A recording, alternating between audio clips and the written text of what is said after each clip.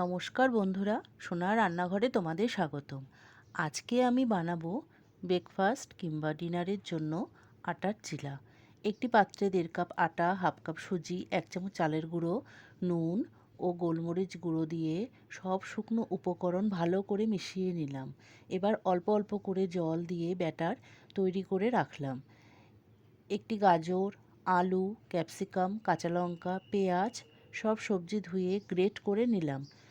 কড়াইয়ে তেল গরম করে সাদা জিরে দিয়ে পেঁয়াজ কুচি ও কাঁচা লঙ্কা কুচি একটু নাড়াচাড়া করে গ্রেট করে রাখা আলু দিয়ে সামান্য ভেজে গাজর ও ক্যাপসিকাম দিয়ে একটু নুন ও জিরে গুঁড়ো মিশিয়ে লো ফ্লেমে সামান্য ভাজা ভাজা করে নিলাম, যাতে সবজিগুলো একটু নরম হয়ে যায়। তারপরে সবজিগুলোকে ব্যাটারে দিয়ে ভালো করে মিশিয়ে নিলাম।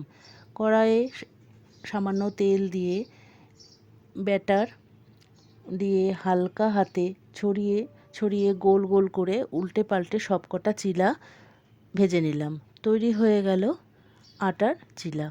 আমার এই রেসিপিটি যদি তোমাদের ভালো লাগে তাহলে প্লিজ একটি লাইক ও সাবস্ক্রাইব করে দিও।